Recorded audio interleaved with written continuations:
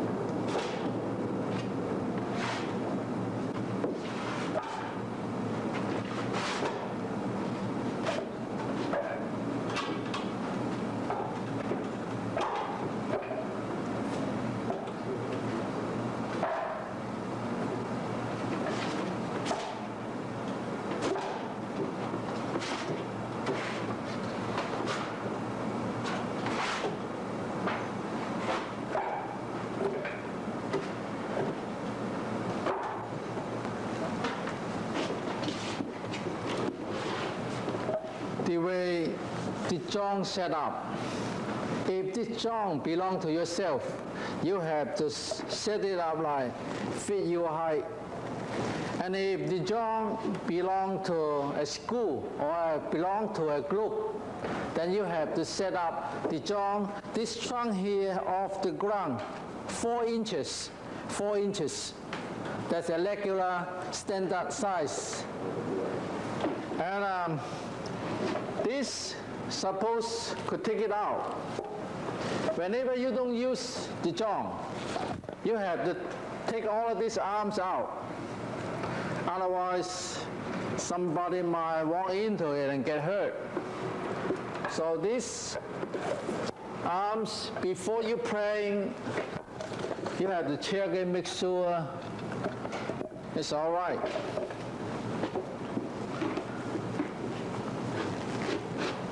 And we call this zhong stand. Whenever you use the Kung Fu to fight someone, you have to stand a zhong stand. So we call this zhong stand.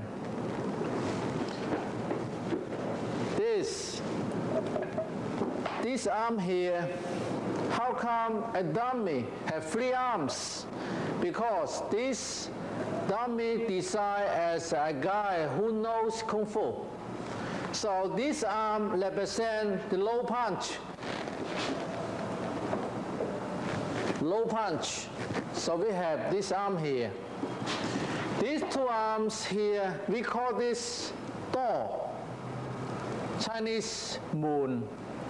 So we have outdoor, we have indoor, but this side here is indoor, and this side here is outdoor. Why?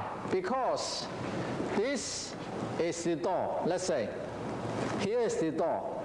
So hand like this side is indoor, and this side is outdoor. So, but this zhong, the way it's designed, go like this.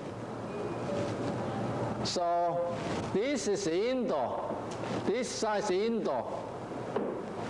So that is the way the zhong design. But a lot of people, they misunderstand. They keep saying this is indoor, this is outdoor. Yes. But the hands, the arms here, the way they design, this side of the arm is indoor, this side of the arm is outdoor. The reason why, that's the way they design. And this, we call Biu Sao, and this all the way go up to the neck. And this is a Bong Sao. Whenever you use the Bong Sao, must be this part touching the zhong arm. And we also have Yun Ma. Yun Ma. When you walk into the dummy, you not just step into, you have to walk like making a circle. And this part of your leg have to against the zhong's leg here.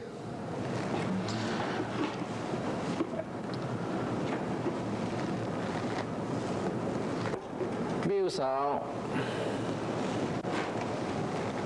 Bong Sao, Yun Ma, and Tan Da, and these guns out here.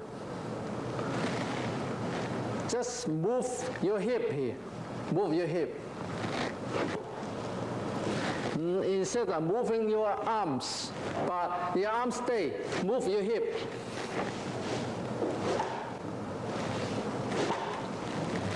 Not moving your arm, but hip. And this we call it Quan Sao. Quan Sao, how to form the Quan Sao? Quan Sao, 1 Dai Bong Sao and 1 Tan Sao. So we do the Quan Sao. Quan Sao is blocking the middle part of techniques.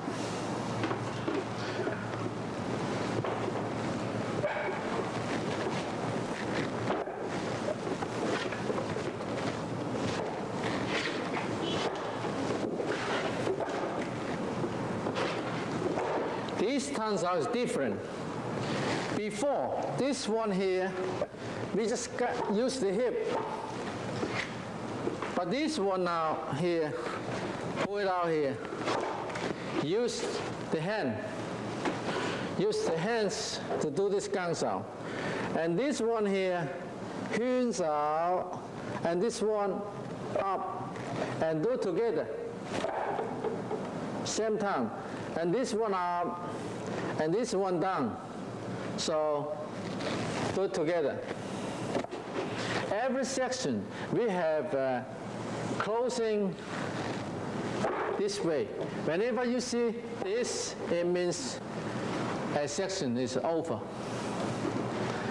Okay, so let me see the second section, please.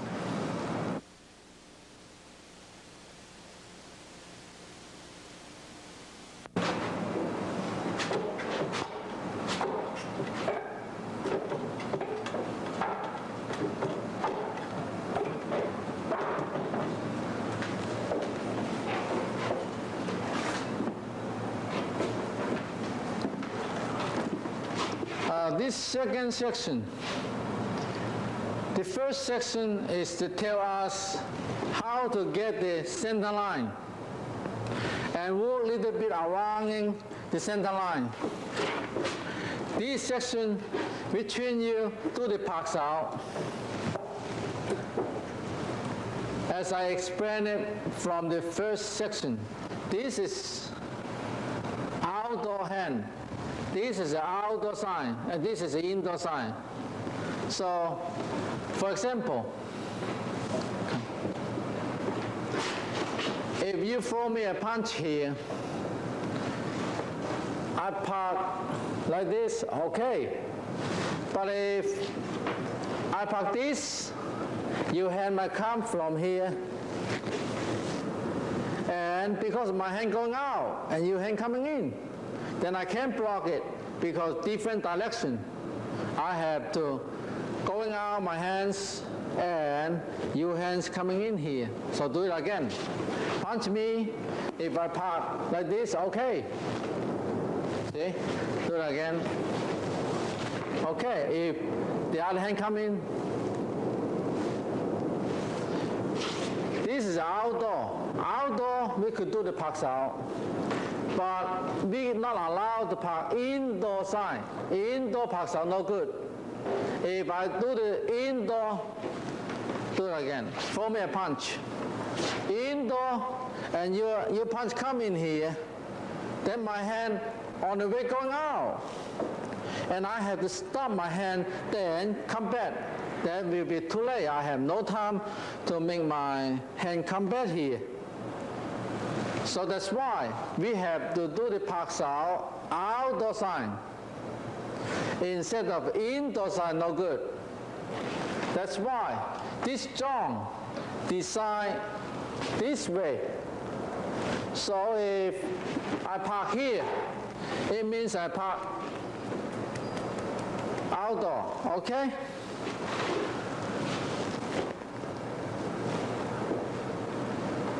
And don't do indoor.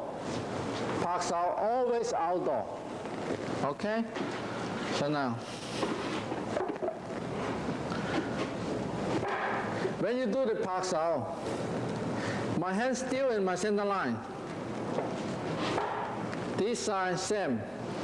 So do the parks out on the center line, on the center line, on the center line. Not stay there and use the hand to do it. No, we have to twist little bit your hip, then your hand from the shoulder to the center line. That's the way to play this.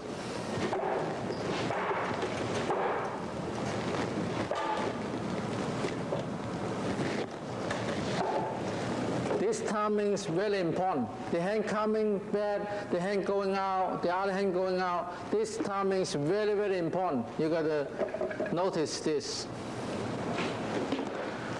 Section 3, please.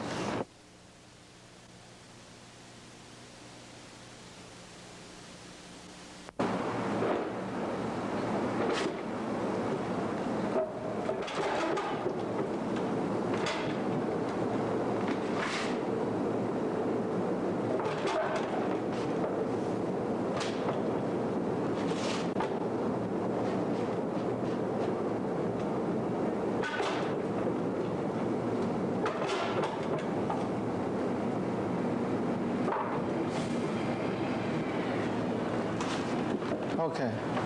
The timing of this technique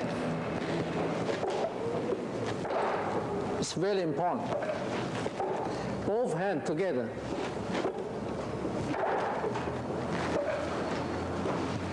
Form a punch. So there's two ways to play it. Original way,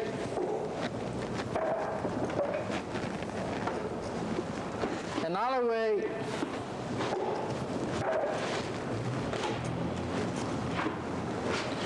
form a punch.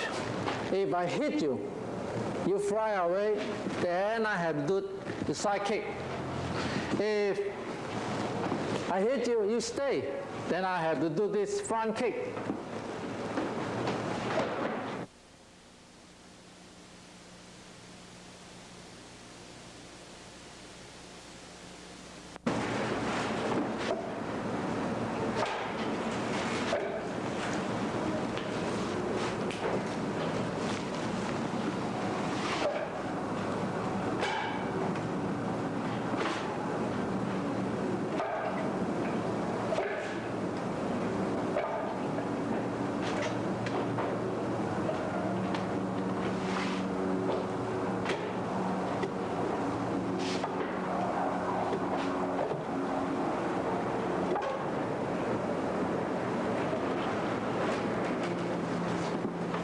Show it again, do it again, okay?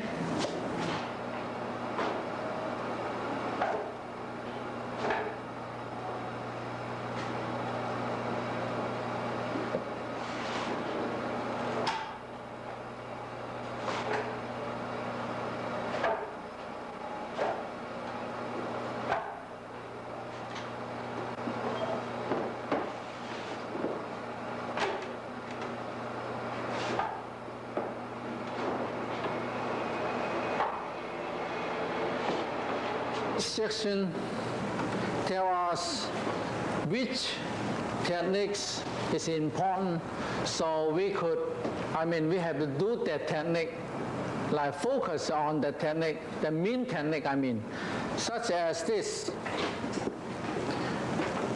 綁手 and kick. If I could kick here, my 攤手 here can reach. I do this side. After 綁手, then kick. I could kick, then the hand here kind of off. If I make my hand go to hit the jaw, then too tight here. It's no good. So either one. So, but this technique is the kicking technique. So we just able to do the kick. Never mind about the 攤手 here, could touch the jaw or not.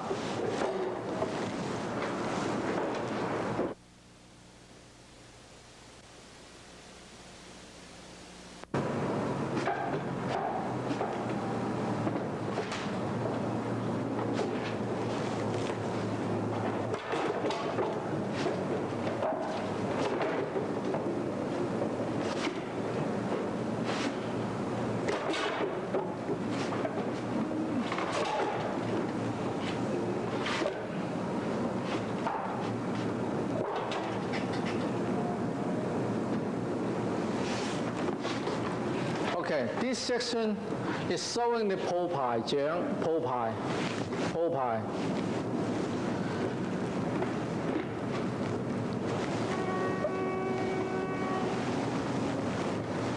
We're not going to hit on the jaw, but make sure two hands on the jaw, then use energy.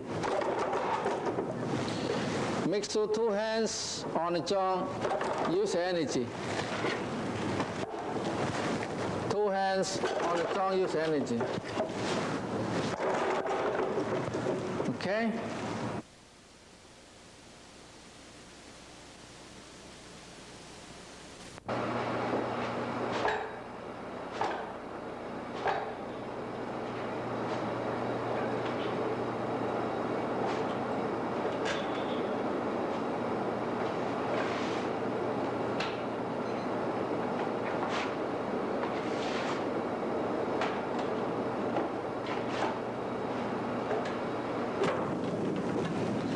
And this section, the difference from the other section is, this section we kick the bad horse. Look. Kick this foot here. I do it again. Kick this one here. Usually, we kick the front, use the front foot and kick. But this one, this section, show us we kick the bad horse. Kick the bad horse. Do this section again.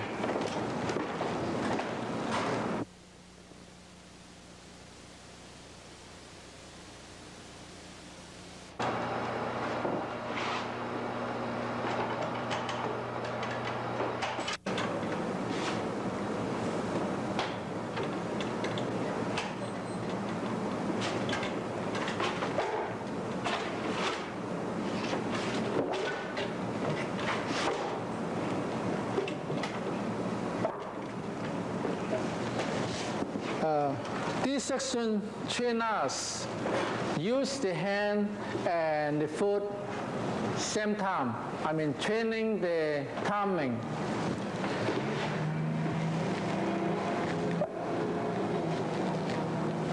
After this here, and place there, then whenever the foot go and the hand go together. So the timing is important.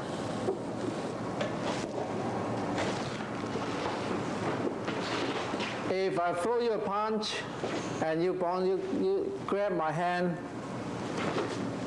and I have to use my foot and my arm together. So you pulling me toward to you and my step on you, okay? So grab it. I don't have to use energy because you're pulling me.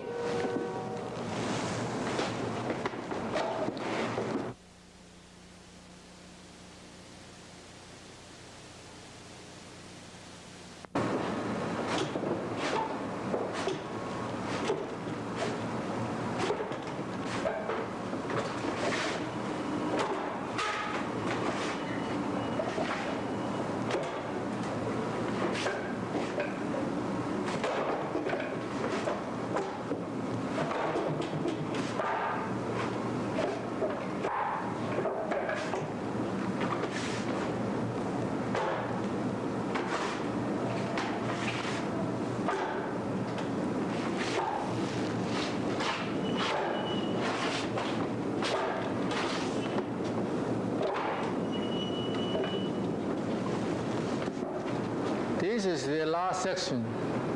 So a little bit complicated compared with the other sections. From Tai Bong Sao up on the center line, then go up the upper part. And this one, same thing. And we have a technique like this. Usually, Yip Man taught us only one way to do it about this technique. But also have a way to do it this way. So sometimes a certain group of Yip Man students, they just learn either one of the techniques. But I'm showing here both. And this section here, the last, we're ending the zhong with, we call it shou ge, gang shao, and the foot together. So we have gang shao, and a gang shao, and a ge together. Then these three things together, 2 hands and 1 kick together. I'll do it again.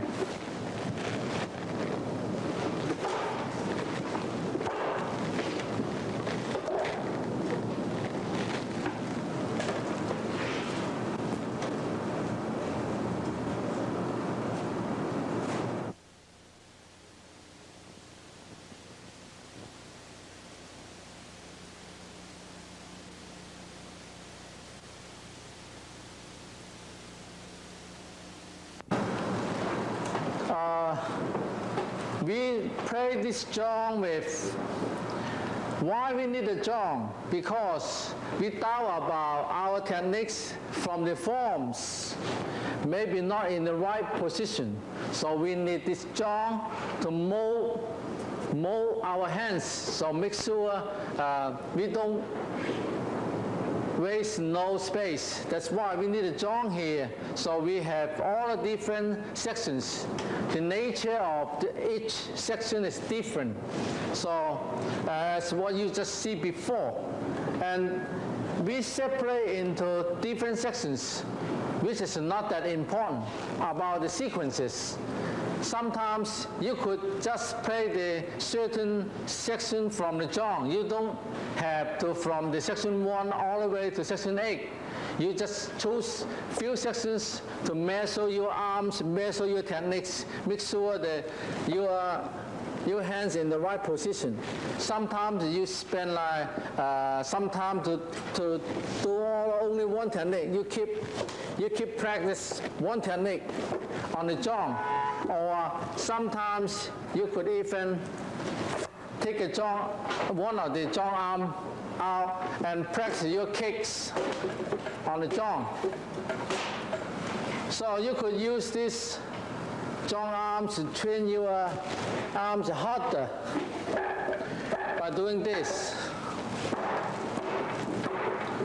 So this zhong here, not only to play the zhong's forms, it happened in Hong Kong. Grandmaster Yip Man always go and teach private lessons, and sometimes he forgot which section he been taught that student. So he usually asks the students, what section you up to? Maybe some of the students, they want to learn more from him, so they just say more instead of tell him the truth. Let's say the student learned up to 3 sections, and he said, 5. So, and that's why next time the student no way could learn the other 2 sections. So he missed 2 sections. But he had to continue to learn to finish the zhong, complete the zhong. And after he complete, and he still missed 2 sections.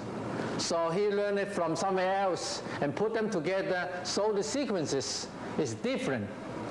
But the student won't tell the truth and say, because this and that, so, and that's why my sequences is different. He always say, that's the way Grandmaster taught me. So everything blame on the Grandmaster. So later on, then a lot of people play the sections of the zhong, the sequences is different. And they keep saying, Yip Man have a few different ways to teach zhong, which is not true. There's only one way to play the zhong, the sequences. Now, I would like to invite William Moy and play the whole sections, all sections of the zhong.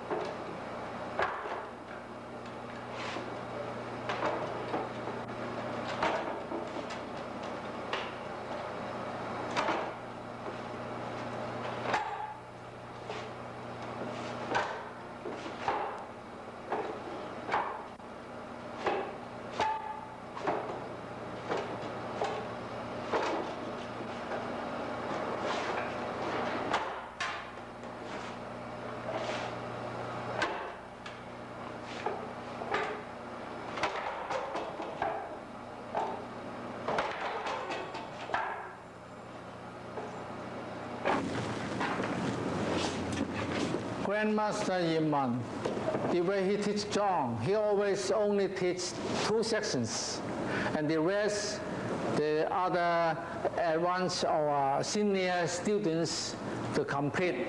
So now I'm showing that 2 sections, usually Grandmaster Yip Man teaching his students.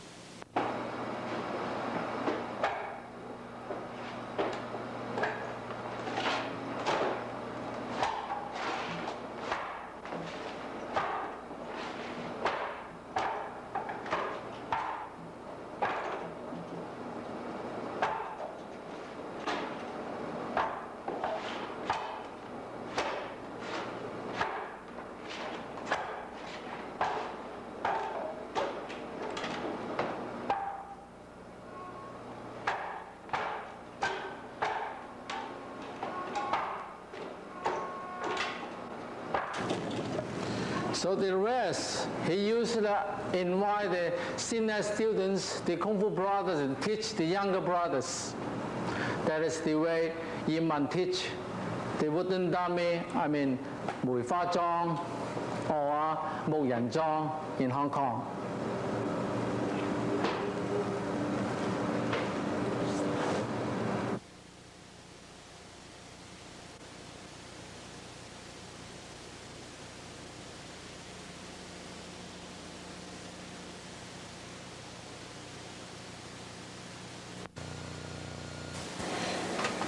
Muk Yan Zhong, translated word for word, means wooden man trunk.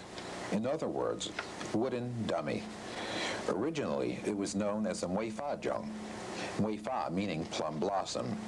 Since it does closely resemble a man as it was designed to, it is generally known as the Muk Yan Zhong. Muk Yan Zhong is a training device exclusive to Wing Chun. It is the final stage of training for hand and foot techniques.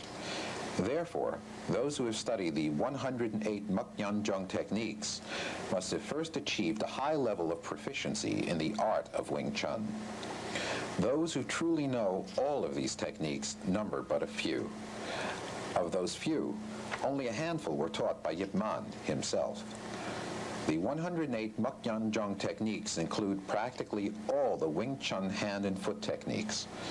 They are, in effect, those techniques in various combinations and in every conceivable application. They can be broken down into 3 categories. Number 1, neutralization maneuvers. Number 2, confrontations and counterattacks. Number 3, blatant attacks. These techniques finalize one's hand, foot, and body positions. Precision is of the utmost importance. The techniques train one to respond to an attack with a counter that is not only instantaneous and spontaneous, but the most appropriate and therefore the most effective. Incidentally, some Muk Yan Zhong techniques may not seem to conform to Wing Chun's theory of economy of motion. For example, some of the changes of body positions from left to right and vice versa may seem unnecessary, but they're actually done to compensate for the fact that the Muk Yan Zhong itself doesn't turn as a real opponent would when struck or blocked with force. Until a fully automatic Muk Yan Zhong is invented that is capable of reacting more realistically, one will simply have to live with concessions like these. When the 108 techniques were first taught by Yip Man, they were taught on very irregular occasions and under different circumstances. As a result, there have been questions as to what the proper sequence should really be. Actually, it isn't all that important whether one knows the absolutely correct sequence or not. What is important is that one has truly understood them and has mastered them thoroughly.